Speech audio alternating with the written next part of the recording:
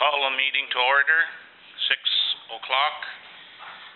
Start with the disclosure of pecuniary interest. Hearing none, we will move forward. Moved by Kathy Rigier, seconded by Dave Mackay. Be it resolved that the Council and Committee of the Township of Whitewater Region adopts the agenda for August 19th, 2015, regular meeting. All those in favor? Opposed, if any? Carried.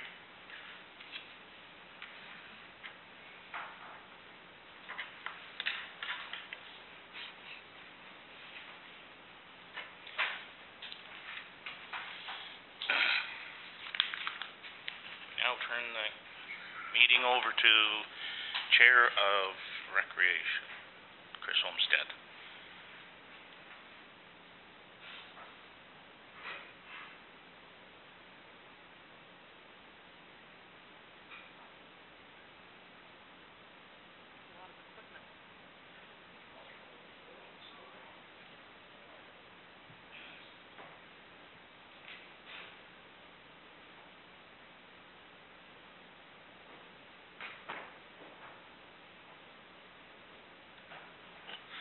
Good evening.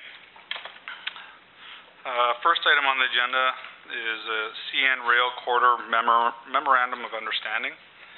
I'll just read the motion. Be it resolved, the Recreation Committee of the Township of Whitewater Region recommends to Council that they sign a Memorandum of Understanding, Stage 1, to acquire the abandoned CN Rail right-of-way in partnership with the Township of Laurentian Valley and City of Pembroke. And I'll give you a bit of an update, both to Council and to the region. Do you want to put the, do you have the item? Memorandum of Understanding?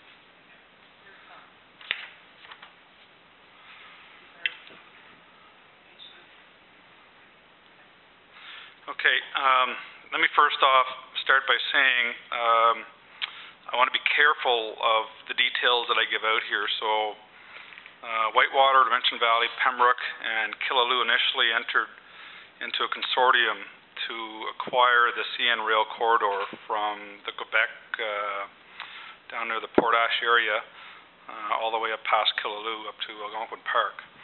So we're in negotiation stage right now with CN about acquiring that land. So it is a negotiation. So again, there's been a lot of information during the past 2 meetings with this consortium that I'll try to give you just a brief overview. At this time, Killaloo are not participating in the consortium, as there's only 1 kilometer of railway going through the region. There's 35 kilometers through Whitewater, 41 through Laurentian Valley, and 7 through Pembroke. So what we're trying to do is acquire this corridor without actually having to purchase it. So it would be tax receipts and whatnot. So right now, I don't know if they've been taken offline or not, but CN Rail did have a bunch of parcels of land for sale via real estate and realtors. So the 3 regions got together and basically we're forcing CN to deal with us as a consortium that they're not able to sell off individual parcels of this land. But either we're acquiring it as a whole, or we probably won't acquire any of it. Obviously, we'd like to acquire the full, however many, 75 kilometers of it. In talks with a lot of people in the community, it appears that there's about a 98% backing for the region to enter into this agreement to hang on to an asset like this. It will be a real asset to Whitewater Region, we feel, for tourism. In a 4-season capacity. There has been some concerns that we're addressing, concerns like contamination. So we're making CN sign an agreement that there's nothing going to be wrong with the lands. A lot of the infrastructure, we're asking them to sign off, and we're having it inspected to make sure that we're not taking on something that's a liability. The big item for Whitewater Region is the interprovincial bridge. That's I did hear how big a span it was. I can't remember now. That can both be a huge asset and a huge liability to the region, as the asset obviously is a lot of traffic coming from the Quebec region. And I do have figures. I won't share them all with you and bore you with them, but every year there's a weekend that Ontario holds a free trail to Ontario, and Ontario holds a free trail pass to anybody from Quebec. And the numbers of people that come into the region are in the thousands that one weekend. So we do see that bridge as being a real asset to the community. So looking at it from an upkeep standpoint, it looks like there are lots of different opportunities for funding. Different associations do have access to insurance, so insurances cover landowners, and they do have access to funding that would help with upkeep for even stuff like that interprovincial bridge. There's lots of money available for upkeep and that kind of thing. So it would not be a burden to the taxpayers whatsoever. Other than that, there's a meeting coming up, I believe, Monday morning at 10 a.m. for a further update, as we are continuing to negotiate with CN.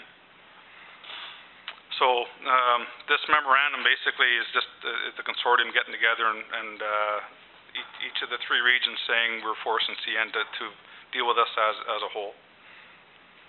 Any questions? Kathy?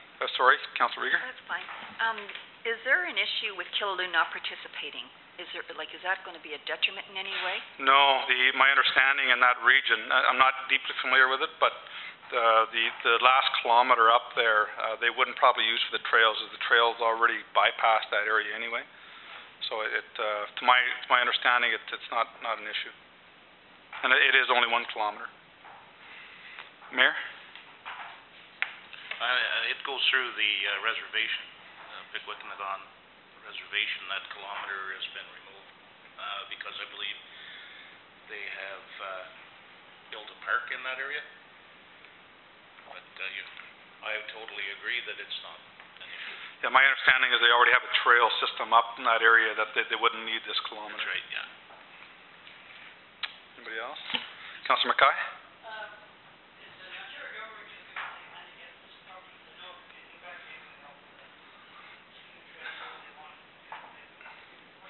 Yeah, so the Ontario government themselves directly will not help us acquire it. No,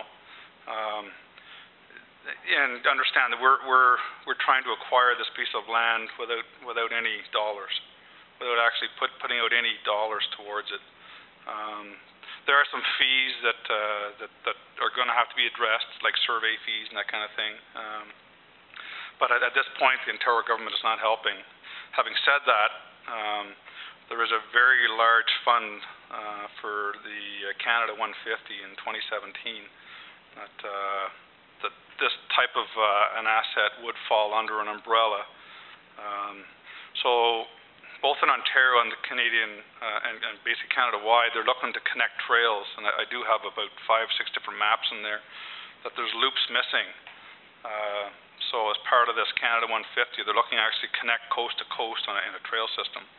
And in Ontario, we're looking to actually complete a loop so you can go around all of the outskirts of Ontario 4 seasons in a trail system. So this would also fall within that. Okay. Anybody else? So do you want me to read the memo again?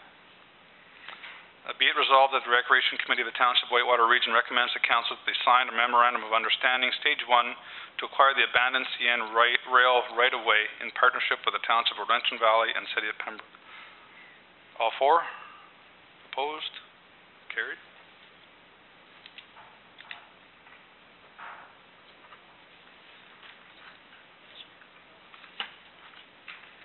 It's a long one.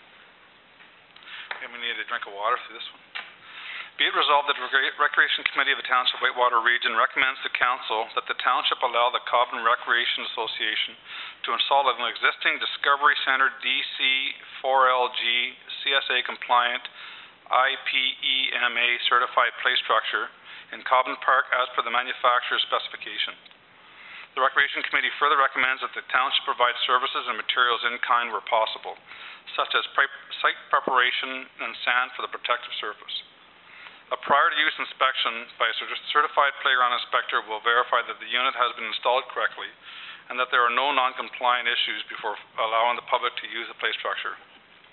Additionally, the request from the Forces Falls Athletic Association requesting permission to erect the same type of compliant play structure is granted with the same requirements. Discussion? Councillor Jackson?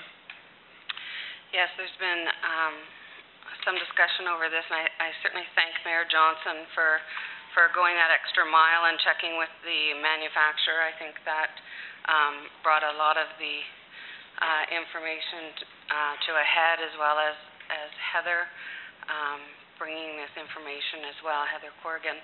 I think one of the issues that we have with the insurance company, I think the biggest issue is that they're saying that because this is a community group rather than one of our recreation associations. What I would recommend to this community group is that they transfer the playground equipment to the Township of Whitewater Region, and then it becomes a non-issue. And if they're willing to do that, then we transfer it before it's installed, allow them to install it as volunteers for the Township of Whitewater Region, and have it inspected, and then there should not be any issues with regards to insurance. The township will own the playground. It was always the intention, I believe, of the community group to have the township own the playground equipment, as it's not on their land and it will be on the township's land. So that would be my recommendation. Steve? We have confirmed with our insurer that our 6 recreation associations are covered. There was a lot of confusion about that, but it has now been confirmed that the groups are covered by our liability policy, and they are named on a separate certificate with our liability policy.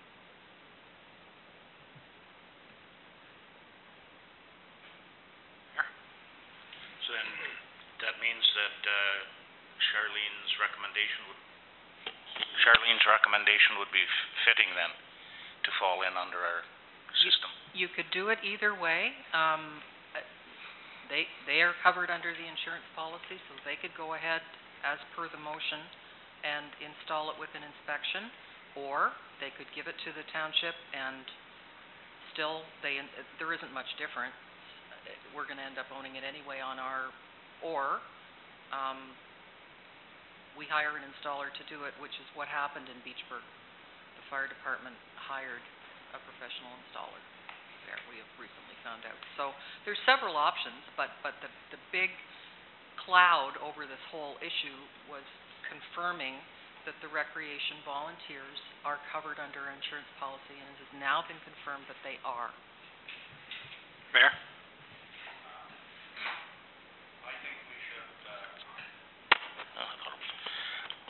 I think we should allow the volunteers to install it, and because it is going to be inspected, and if it's, and I'm good either way, whether they give it to us or go ahead, doesn't matter to me, so long as it's confirmed that the insurance is there. Does anyone know whether we do have volunteers to install it?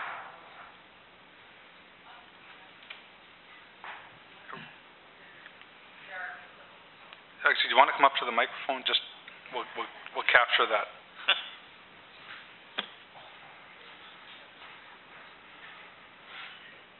We don't have a set group, but we do have many people that would say they volunteer, from people who've put up playgrounds before to some of the firefighter volunteers.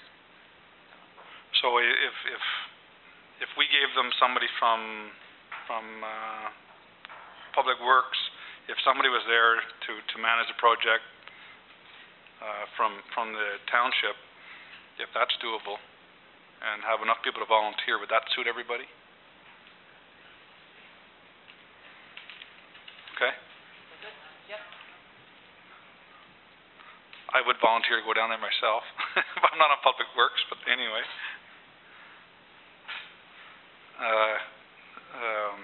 Darryl. Sorry, Mr. McLaughlin. I was just wondering, I know the one in Forsters Falls, was there anybody from, I know we did in-kind work, was there anybody there to supervise it from the township? My mind says not, so I don't see the issue of having somebody from the township there to supervise it. Maybe I would ask if it would be okay with council, let Dave, he's much more familiar with the project in Foresters Falls than I am.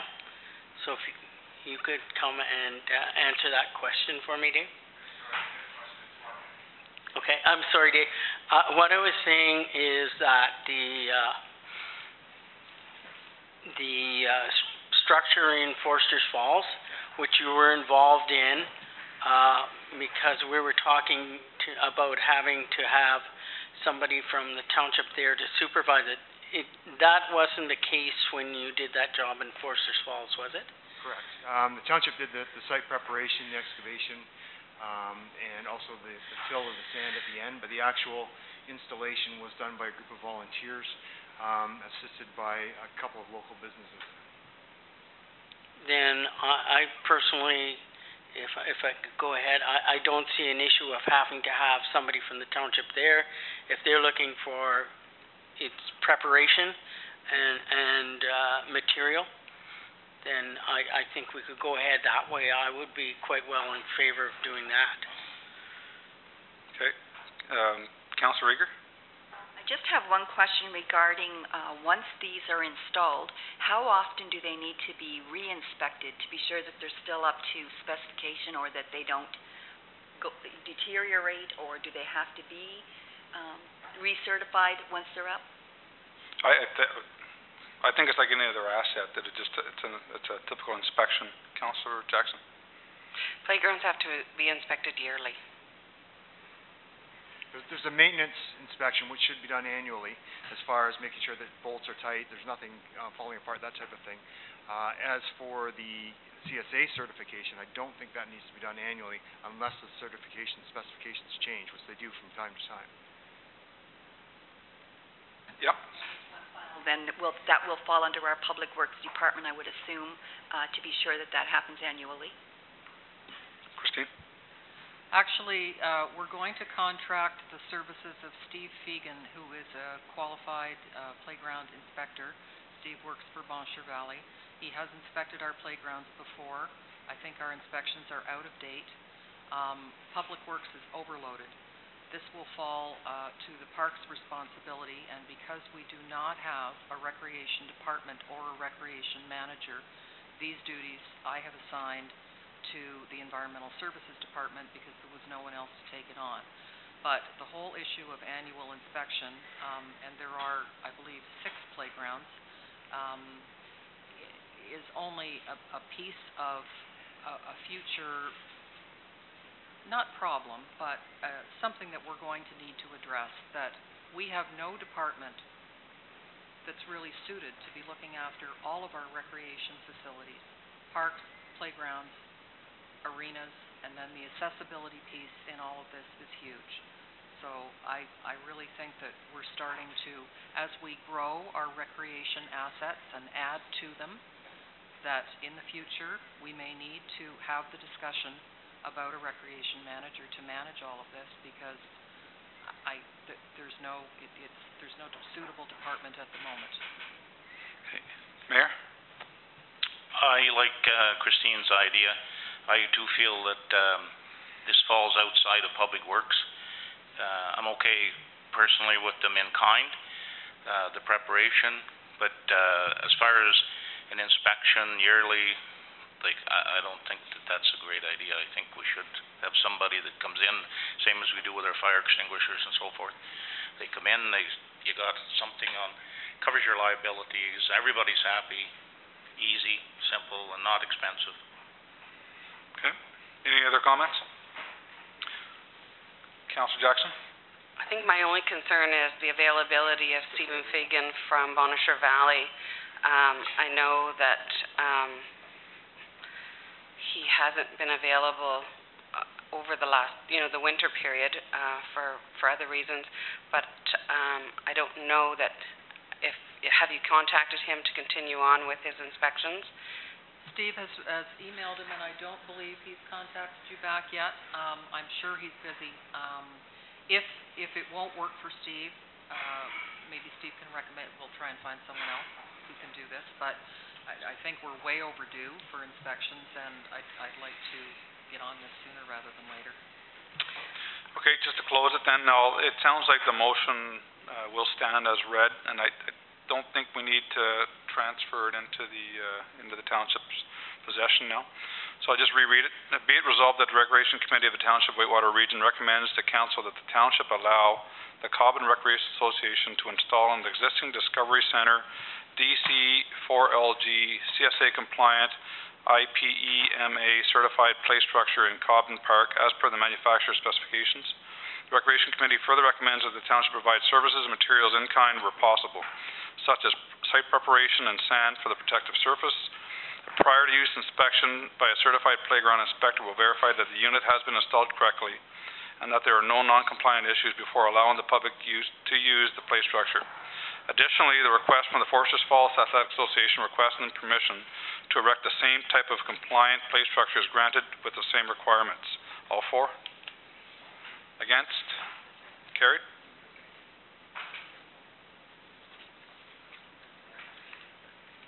I'll turn over to Charlene Jackson, Chair of Corporate Services. Thank you. Great. You.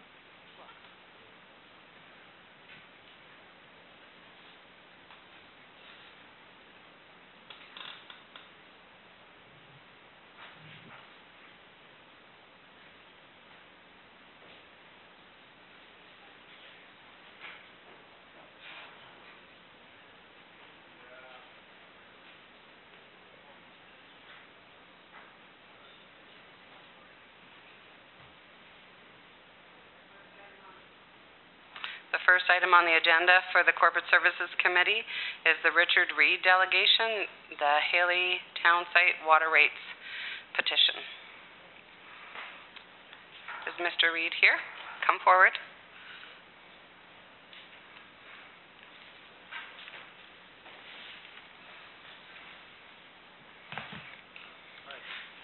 I've been told that you have 15 minutes to do your presentation. I don't think I need the 15. Basically, the people in the Haley Town site were kind of rocked off their feet a little bit here, starting in January, where the bill came in the end of June at a 33.5% rate increase on the watering in the town site, which basically brought us up to a $145.08 a month for water in the town site, which we believe that was going to be kind of capped.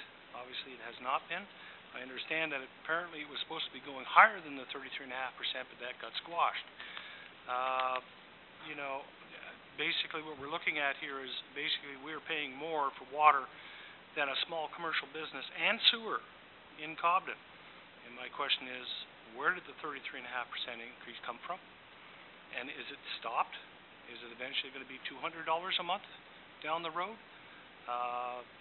Totally unsustainable, basically. And we've been down this road before, and we're coming back at it again. So basically what we're asking is you know, where can help come from?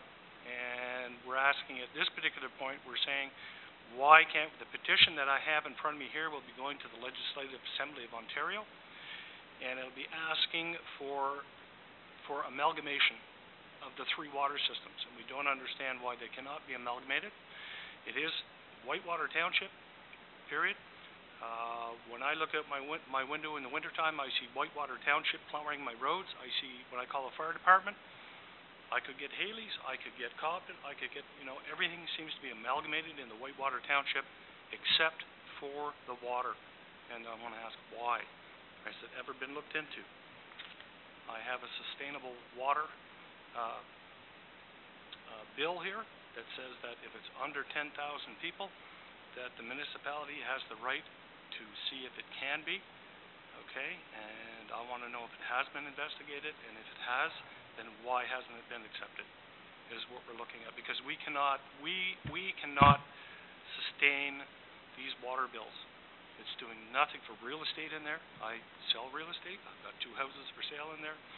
Can't sell them. People are walking away. Too much money. Too much money for water. Okay, so what can we do? I don't know. I'm leaving it with you. But this petition will be going off to the Legislative Assembly of Ontario through our MPP, and we'll take it from there and see what happens. All signed by all the members in the town site, and we'd like to have some action on it, period. Or somebody say, why am I paying so much for water, and where does it stop? Next year, am I going to get hit with another 33.5%? Brings me up to $200 a month? That's unacceptable. Unacceptable. Okay? So people in Ottawa don't pay that much. People in Renfrew don't pay that much. I pay more, like I said, than a medium commercial business in Cobden. With sewer. We're not on sewer. We take care of our own septic. So that's where we're standing here right now. It's a new council. Appreciate it. Went through the old council with this. We didn't get anywhere. We just kept, and by the way, that's retro from January. So our last water bill was almost $560 for the retro pays going back from January.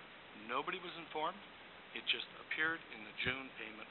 That was it. And everybody just kind of threw their hands in the air and went, you know, we got to do something. That's where we're at. Councillor Olmsted?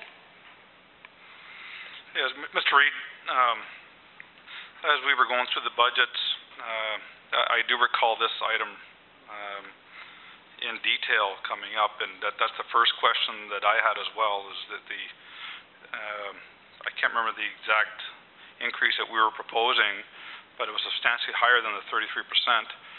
And that was a concern of mine, and I do recall Reeve Miller having the same kind of concerns that this was an awful wallop to the taxpayers and the water users of Haley's.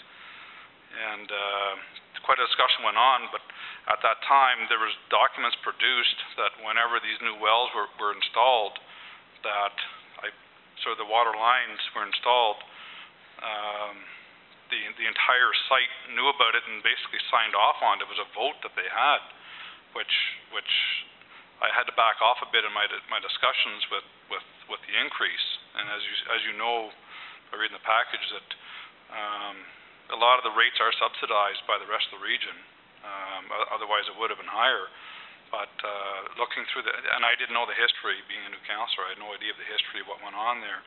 But it looks like every water user down there at some time, maybe Kathy and Darrell could help me out here, but at some point in time, they signed off on a forecast of, I think it was about a 10-year forecast, if I'm not mistaken.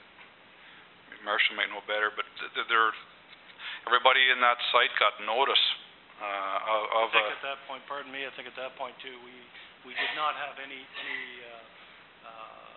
the lines had to be replaced, period, okay? Because the lines weren't replaced, then I wouldn't have wanted to see, if you know what happened at the other town site, it seemed like every 2 weeks they were digging it up and replacing lines. So it was good money spent after, that had to be spent.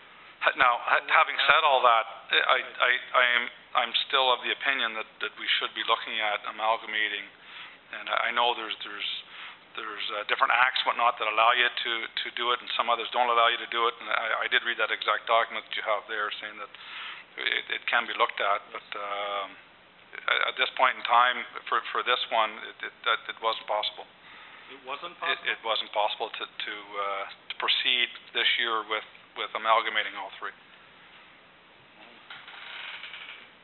Well, I'd still like to have it for this year. I'd still like to have it investigated. Regardless, the petition's still going off to the Legislative Assembly, and whether it's the environmental to be taking a look at it, somebody will be asking questions why. Okay? Okay. And I think that's the only way that we're going to proceed here. Regardless, all I'm saying is, 33.5% was a heavy kick. Okay, and next year, what's going to happen? I mean, I went online, I looked at all the breakdown, your new trucks and work boots and what have you. Anyway, that's neither here nor there. But you got 3 water systems, all in the same municipality. Share the burden. I mean, we're just trying to get water rates that are equal across the whole municipality. Okay, now whether Cobden and Beachburg or whoever kicked their heels up, I'm sorry. I mean, it's just something has to happen, because we just can't keep going on. We're not gonna pay $600 every 3 months for water, because you're gonna have people dropping wells, period, and then we'll go from there. So, Okay. it's gonna happen. Thank you for your presentation. Now I'll just have council, if they have any further comments. And do you have any further comments before I go to council? Because Go ahead. that will be the end of... Pardon me, I brought a few more people. Any other questions here, guys? Are you having this all? Could you come forward to the mic and state your name, please?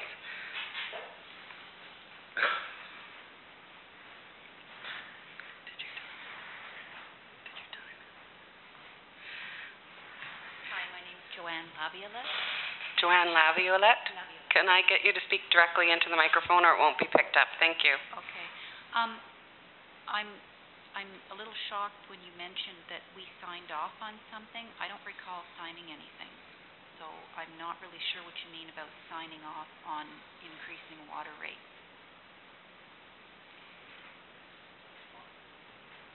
Perhaps we can get either Christine or Marcia to respond to that, as it was previous to us, and exactly what was on the sheet I'm not sure of. I know there was a petition that was sent out. I don't know exactly what was on the sheet. I'm of the understanding that it stated what the rates could increase by over the next few years and why the project had to be done. And I know almost 100% replied, and of those people that did reply, I think there was only one against it, and everybody else that was for it that did reply to it. But again, I don't have exactly what was on that form at the time. I wasn't here.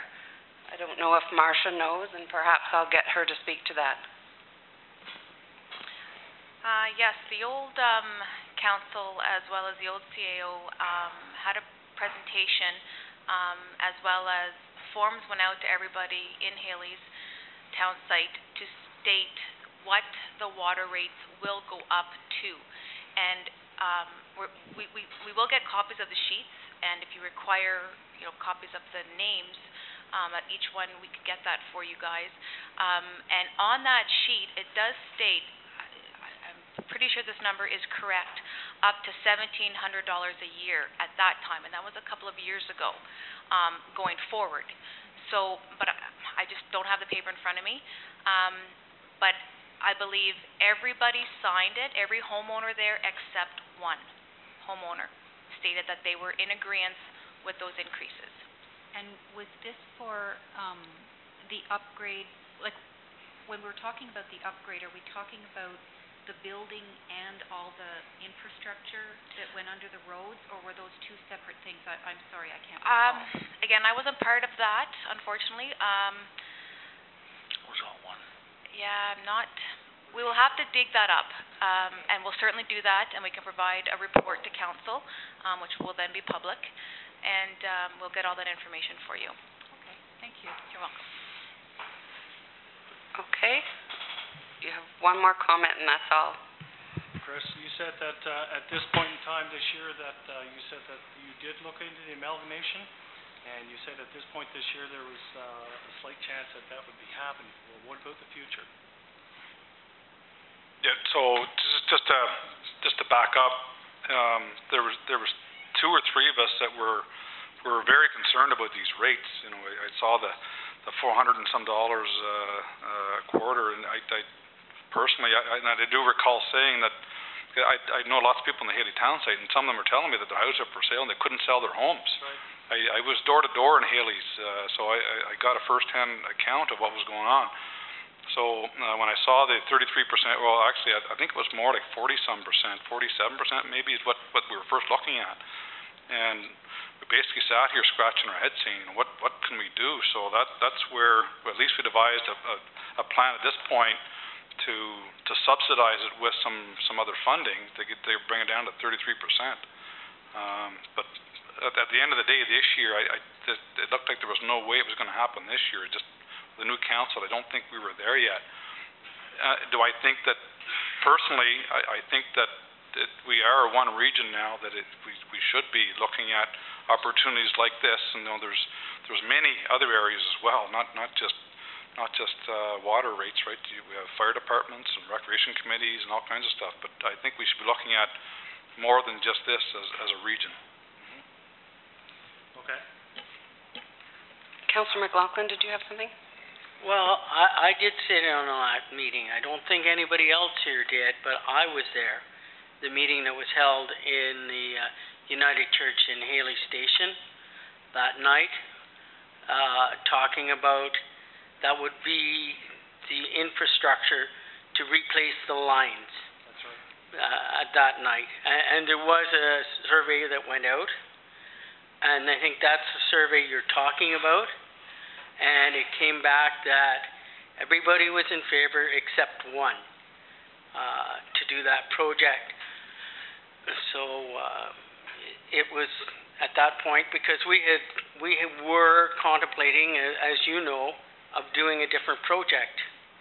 And so that meeting was held. And I remember one gentleman saying, well, what do we do? It has to be done. If we don't take the money, the grant, then someplace along the line, like Mr. Reid is saying, it would have had to been done, and the whole onus would be on the people in Haley Station, on Haley's town site, which would have made it a whole lot larger. Also, going back, like Haley's, this town site, the water it's been subsidized many times over the years. It's been subsidized with money from the general coffers. It's been subsidized with money from Ottawa River Power Corporation to keep the costs down. I think everybody's costs went up this year.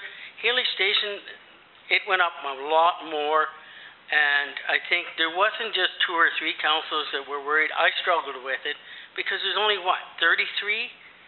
Is it 33, 32?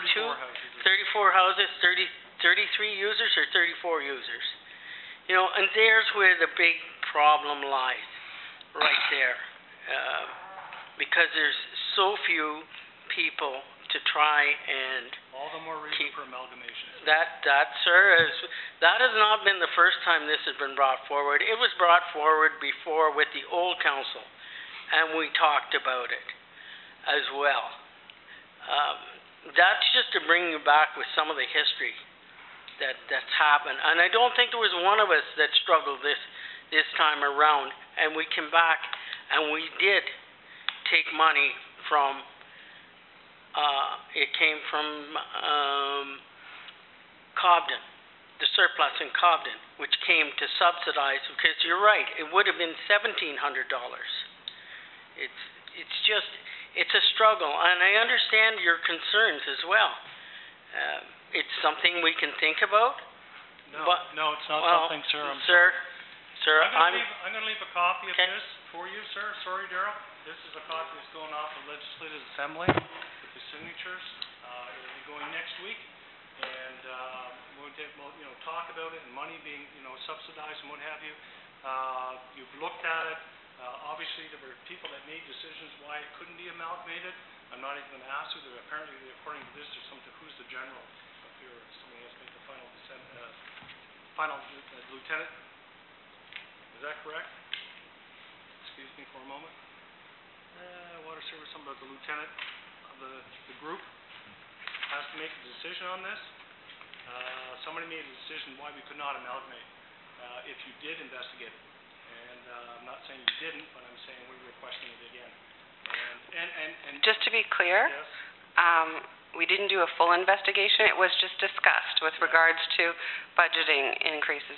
And I guess to further Councillor McLaughlin's comments is that over the last 3 years, at least, since that project was complete, there was several dollars that came out of reserves.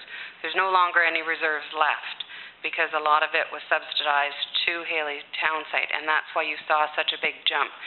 Those jumps should have occurred more gradually over the last few years. Unfortunately, there was no more reserves left to send it your way, and you're more than welcome to send it to whoever you need to send it to, and we thank you for your comments at this time. Okay. No, excuse me. All the more investigate, because next year if it goes up again. Thank you again. Thank you. Coffee there, what? He would have gone on.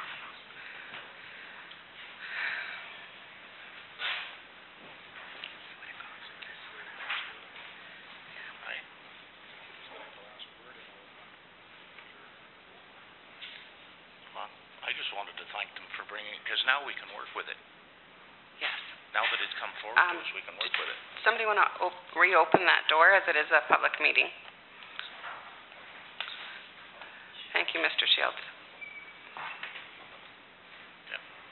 That's all I wanted to say. Okay. Now that it's brought forward, now we can deal with it, and that's what I wanted to thank them for bringing it forward. And I definitely think they should send that petition to Queen's Park. I think that's going to give us some room to work. It might be, I think it will be to our advantage if they do send it off to Queen's Park, then it will bring it to their attention as well, because there are a number of small water sites across Ontario that are being affected by the same sort of water rate increases, and it's, they forced the township to take it over at the time, way back, and now to maintain it, and so something's got to give. I agree. Okay, number 2 on the list. Long-time staff recognition, Council Chambers Lobby. There is a motion. I know this came up at an agenda before, and my understanding was that the Chair of Corporate Services and the CIO were to sit down and go over this. I have not sat with the CIO, so... The previous motion from June 3rd was tabled. I was asked to find if there was, that there was a future meeting, and did we have any policies on the books right now. So in our human resources policy, and I put this in your package, there is something called long service awards, but that's quite different in nature than this project. And I guess where we'd left it June 3rd was establishing the parameters. So I had it on my list of things to bring back for further discussion, and certainly, Councillor Jackson, we could get together and try and delineate exactly who would be on this list or who would qualify. Yes. Should I go ahead and read the motion? And that gives us the ability to set up a display of former long-term staff, and then it will be just the ability to come forward with a policy that allows staff to implement who goes on. Is that okay? Moved by Councillor Mackay, seconded by Councillor Regier. Be it resolved that Corporate Services Committee of the Township of Whitewater Region recommends to Council that staff be directed to set up a display of former long-term staff in the Council Chamber lobby. Any discussion? Mayor Johnson. I would like to see it, for example, any employee that has served with the municipality more than 3 years, just an example, but a little bit of time, and as far back as we can find pictures with an explanation that are legitimate. End of story. Councillor Regier. Did you say 3 years? Or just an example. It couldn't be somebody that just worked here 6 months or whatever. That's not long term. because we didn't really determine how far back we would go. Yeah. I would recommend we start at the point of amalgamation. I don't know how anyone else feels about that, but we start at the point of amalgamation moving forward, because I don't know if you have enough walls here to, seriously, to put, and the last thing we want to do is make it look junky. We've got a beautiful building, pictures, and that's just my take on it. Sorry, thanks. Councillor Olmsted? Yeah, I don't think I'd be in agreement for 3 years, as it does say former long-term staff. So to me, long-term is 15, 20 years, something like that. I think they've got to be, we will have everybody on here if we go 3 years. I think if, now that this motion is that we're going to set up a display, Christina and I can come up with a recommendation as far as what we deem long-term, and we'll take into consideration former staff of the townships prior, as well as, that consideration, as well as, is it just former township employees that came onto the amalgamation, or is it former township employees before that, and how can other people get recognized if we didn't know that they had served so many years? But it might be a suggestion that we can bring forward, so at least that we get, an area in the lobby that we can talk about and bring that recommendation forward. Mayor Johnson and then Christine. I have some group pictures of some of the former employees from way back that would have been pretty much lifetimers, and they were just prior to amalgamation, but they're framed and well done. They were hanging in other hall council chambers, and I'll just offer them. Perhaps, if possible, do you have them in your possession, or do you know where they are? Is it possible that you would donate them to the township, and even in the event just for historical purposes? Absolutely. That'd be wonderful. They came or were thrown out at one time from, and I saved them so they didn't go to the garbage, and so absolutely for posterity. Exactly. Be great. Councillor McLaughlin? Sorry, Christine. Councillor McLaughlin, go ahead. Well, I'm kind of, I have to, and I don't know, I like your motion, but I also would like to give a little input. I agree with Councillor Regier that we look at amalgamation. If we go back, we can go back eons. It could go back so far. There needs to be some starting point. It's what my thoughts are. So I would say go ahead and bring your motion forward, and at that point maybe we could discuss it, but that's in the back of my mind. I'm thinking that would be when to start. Christine? The further back we go, this has the potential to be a giant research project for a staff member, and that it would take considerable time, which nobody really has at the moment. I think it's a great idea, but anyway, the larger the scope, the longer it will take. I agree. So did you want to table this motion until we have a recommendation come forward with definition of long-term and how many years? Okay. It has to be Councillor Mackay or Councillor Regier that has to table that. Okay. So we'll table it. Hopefully, Christine, over the next couple weeks we can get together. I know my September is really, really busy, but okay. Mayor Johnson? I never intended when I started this to be a research project. I would just, my intention was that if it's a known group that was with the municipality, then the picture is put up and their names are on it. If their names aren't on it, they don't get put up, sort of thing. And it was the amount of pictures that I foresee us having from the past might be 5. That's just the input of what my intention was. Councillor McLaughlin?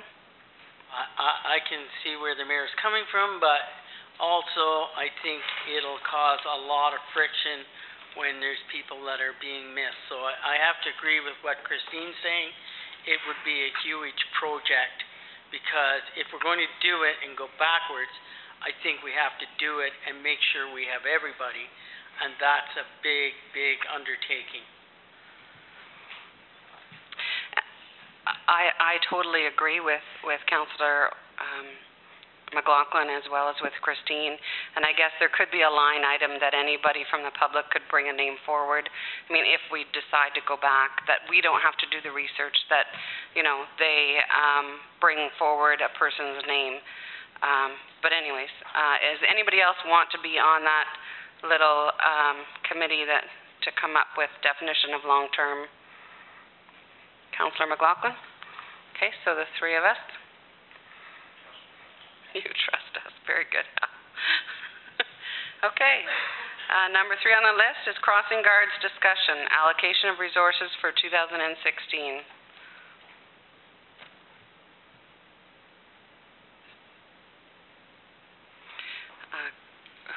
Christine, are you speaking to this? Yes. Yeah, the background I've provided in this extremely brief report is all I have. There was discussion during budget that with the 3 crossing guards we have, all allocated in Cobden, seeing as the crossing guard situation was yet another thing that was downloaded to the municipality years ago, with none in Beachburg or Westmeath. That was the flavor of the discussion that had happened at budget time. So did you want to make any changes to the allocation of the 3 in Cobden? Did you want to Marcia has pulled some budget figures about what we're paying for crossing guards. Did you wish to, for the 2016 budget, have a look at beefing up the crossing guard numbers so that there was coverage in other villages? Those were the nature of the discussions from what I recall. Councillor McLaughlin? Thank you. In the budget, I think, if I'm not mistaken, we only budgeted for the 3 crossing guards. Am I correct on that? So I would have to maybe agree with what Christine has said, make this discussion and have it done by decision made by November so that we can bring it forward then at that point in 2016 if we feel that we need to add more to this allocation, then at that point before we set budget. But budget has been set, so I think at this point it should stay as it is now with discussion in November is my thoughts. Thank you. Councillor Mackay? Yeah, I've been I was watching Beachburg Public School.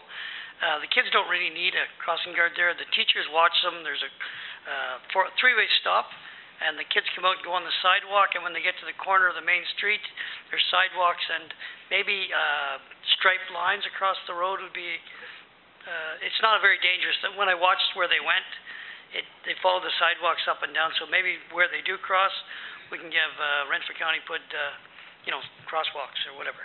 But I don't think you need crossing guards. It's not a danger, I don't think. Councillor Regier? I would disagree with that because I did watch it myself. That is a 3-way. There is a intersection there. You've got the county road coming across. The bank is there.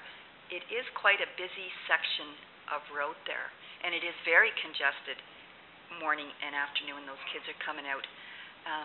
I disagree with Councillor I would love to see just one there.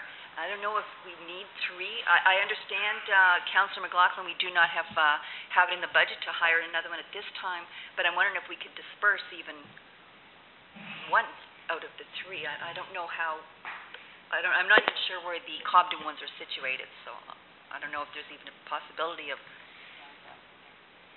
Can I make a suggestion? I know years ago, way back when I was in elementary school, the grade 6 students and grade 7 students looked after the crossing walk with the equipment, with the reflective vests and the flags, and they were trained by teachers, and they were very regimental, went out and crossed. Perhaps we could ask the school, each of the schools, Westmeath and Beachburg, to see if they would be in favor of doing something like that, to have the students, older students responsible for that, reasonably responsible for that, and whether or not they felt that there was a need and where they felt the need was for the a crosswalk. If they weren't in favor of it, then at least they'd be able to tell us where it might be required, if required at all in their opinion, because they're right there. Could I make that recommendation? Councillor McLaughlin? All I was going to say that I know where the 3 crossing guards here are placed. There's 2, one at the annex entrance. There's one at the main entrance where the kids come in, and there's one here down at on Main Street. Those are the 3 crossing guards, and maybe, as Councillor Rager has said, maybe 2. It would be something. I think it needs to come to discussion. I don't think it should just die. I agree. Maybe even what Councillor Jackson, the chair, has said. I can agree with that. But if we're going to do that in one school, we should be looking at doing them in them all.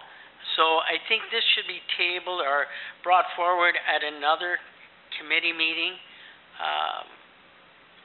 so that we could do a thorough discussion at that point.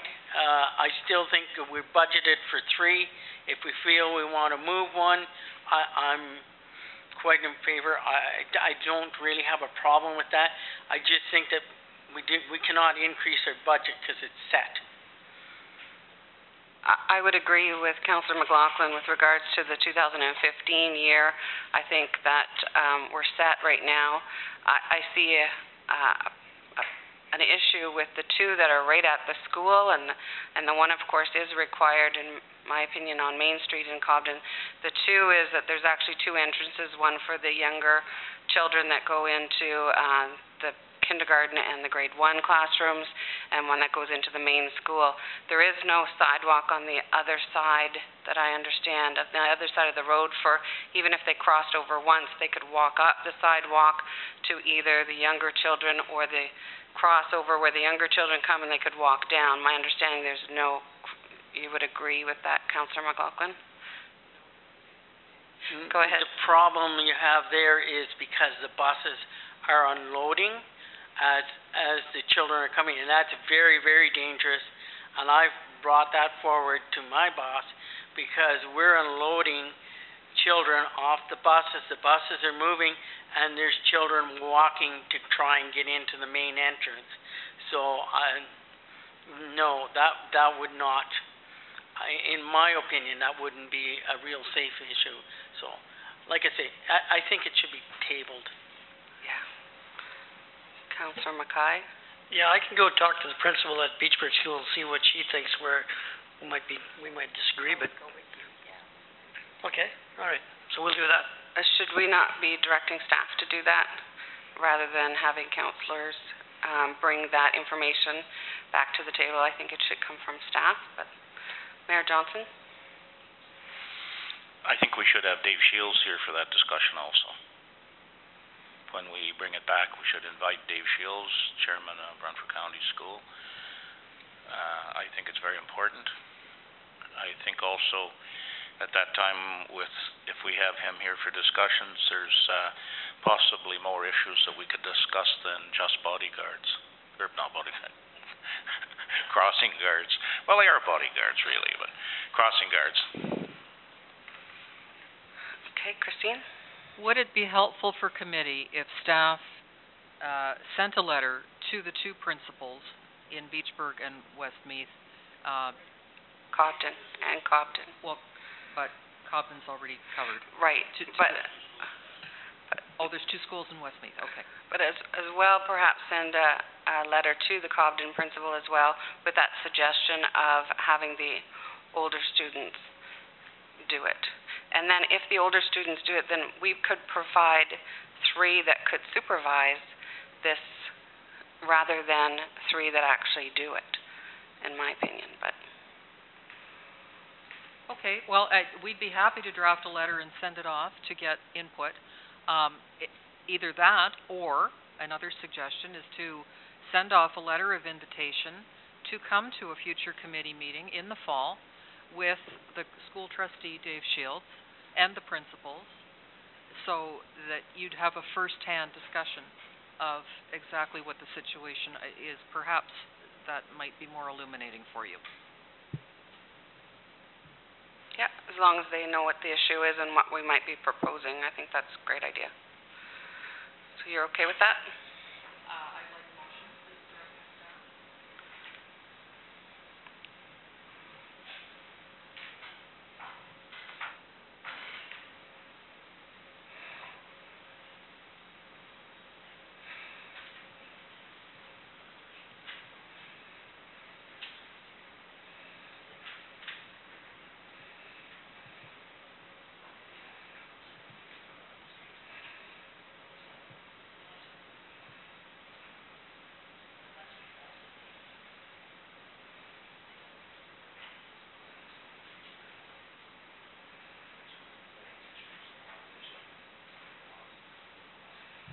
And Chair, perhaps we could schedule that for the committee meeting at the beginning of November, that first Wednesday in November? Sure, that suits.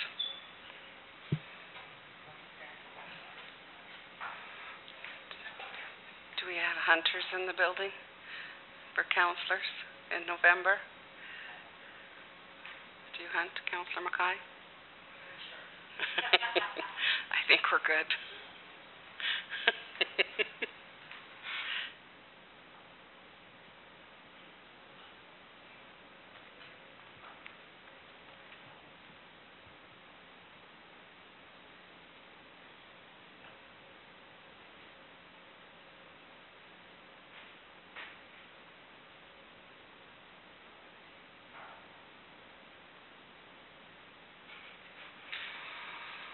Once Hope is completed writing out the motion, I'll read it to you and I'll ask for a mover and a seconder.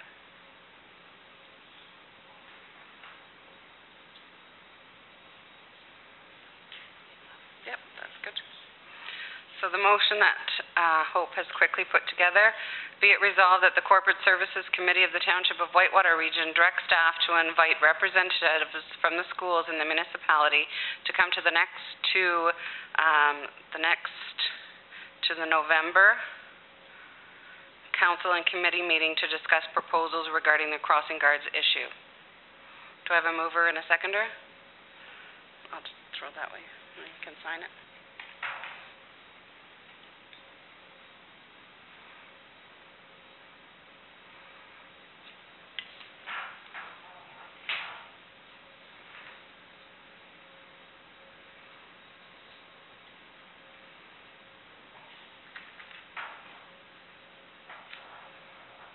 Okay, moved by Councillor Rigger, seconded by Councillor Mackay. Be it resolved that the Corporate Services Committee of the Township of Whitewater Region direct staff to invite representatives from the schools in the municipality to come to the November council and committee meeting to discuss proposals regarding the crossing guards issue. Any further discussion? Councillor McLaughlin? I'm just wondering in there that they know what we're... I was thinking of a letter to direct staff to send a letter requesting or telling them what we're thinking so they're prepared whenever they come. Maybe I'm wrong in my thoughts. Yeah. Do you want that specified, Christine, or is that enough that you can... I just want direction to staff on record. I don't need that specific. Okay. Okay, then I'm happy with it then. Any further discussion? All those in favor? All those opposed? Carried. The next item on the agenda is the resignation of our administrative assistant, Daniel Howitson. I'll let Christine speak to that. Thank you, Chair. As per our staffing policy in our Human Resources Guide, first of all, we're sorry to see Danny go. It's been far too brief, but she's got a terrific career opportunity, and she's going to grab that brass ring, so we wish you luck. Now, anyway, as per our policy, we are supposed to post internally for a week, which has been done. The posting went up internally at all of the township locations last Friday. Further, we have the option of advertising if we want to. It's not a mandated thing. I think it would be wise Therefore, because time is of the essence, your last day is the 28th. We've moved forward with getting ads in for next week's paper, I think was the deadline we could meet. We're getting it on our Facebook page. We'll put it up on the township website. We may tweet it out as well. So, as per our policy and our past practice, we have usually had a selection committee made up of the chair of the appropriate committee, the CAO, and 2 other staff members that I would assign, so that we have a well-rounded panel. And our policy states that this committee will review the applications and select those applicants to be interviewed, and then we carry on with the interview. I already have all the questions drafted from when Danielle was hired just over a year ago. And I would like to recommend that that committee then be Councillor Jackson, myself, Marcia, and Erica, who will be the primary trainer. Erica was the former administrative assistant. And while we're on that topic, that advertisement will close for September 2nd. So please be aware of the fact that we're going to have a bit of a bump in the road. Danny will be gone before we get a new person in place, and it just has to do with timelines. She has very generously offered, because she's going to have a couple of weeks before she begins her new situation, to help out where she can with answering questions and training. So it's a very complex job, dealing with a lot of different matters. It takes a while to find your way and figure out. Just because the phone rings, you have to then know who to direct it to. It takes a while to figure all that out. So for those first few weeks, we're all going to chip in as a team the way we do everything, and work to make sure that we're covered on the front line and that the new person is welcome and is supported. And then part 2 of this is that we also, environmental services, again, the ad was posted internally. It has gone out to the paper, Facebook, blah, blah. Closing August 31st. And I would like to recommend, as per our policy, that hiring committee, and this is for the permanent part-time position at the waste site, would be Chair Daryl McLaughlin, myself, Marcia, and Hope. And I'm also trying to give a variety of our senior administrative staff more exposure to the hiring process, because the more you do it, the better you get at it.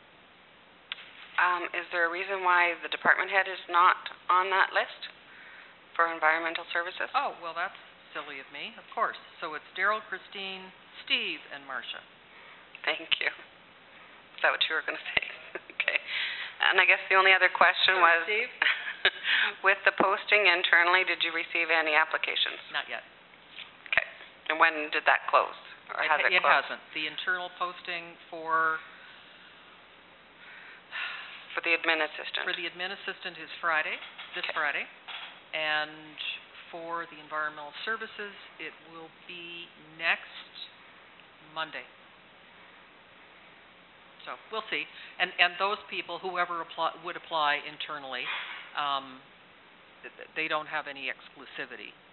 It's just that they have, according to our policy, the first opportunity to see that there's a job. And then if we wish to go outside and advertise, we have the right to, which I have exercised. Okay, you don't wait until that is complete before you do the outside? Doesn't say anything here that that's required. Okay. What I was worried about is the timeline. Right. And again, having to, with the papers, what is it, Danny? You've got to have they put the papers to bed on the Monday of that week, so it's quite a bit of lead time that they require. And then Whitewater News has been given this information. I didn't see any harm in putting it out there to see what kind of a net how many fish we can get in the net, and figure out where we want to go from there. Perhaps at some point we can tighten up that policy with regards to what the issue is when we do advertise internally and then externally. Perhaps we can take a look at that at some point as well. That there is a clear cut, that you either post it internally for a period of time and then wait for those internal applications and review them and then go out. That, in my experience, that's normally how that goes. And if you're not satisfied or don't receive any within the internal posting, then you post externally.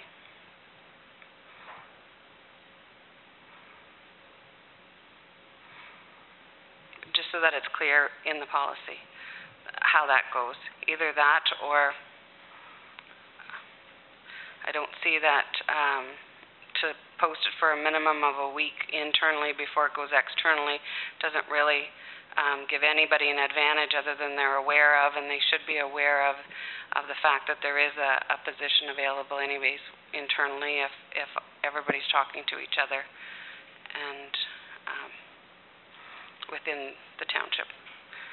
Mayor Johnson.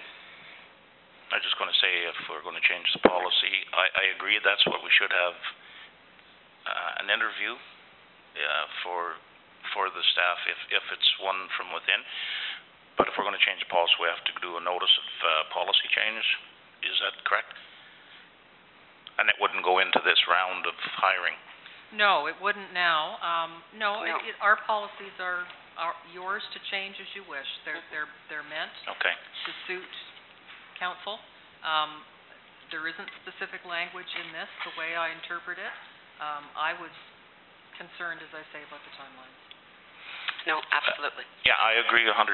Just in the future, we could have just, if somebody does apply, just in that, I think that would safeguard us a little bit too, but not for this round. Yeah, or the wording could be simply, Christine, that as soon as it becomes known that posting can be posted internally, and then once approved for the draft advertisement approved by the CAO, it can be posted in the next advertisement. It can be either or, and then everybody's lumped in together. Councillor McLaughlin. I just feel that this discussion that we're having here should be tabled and brought forward at another corporate services committee meeting, and we can then at that time all have our input. But right now, I think Christine has made her decisions, and we should just move forward the way it is now and bring that back and on your committee and have a thorough discussion, because I think there's some good points. Yeah, I agree with Councillor McLaughlin that it's to be brought back and that this one should go ahead as is.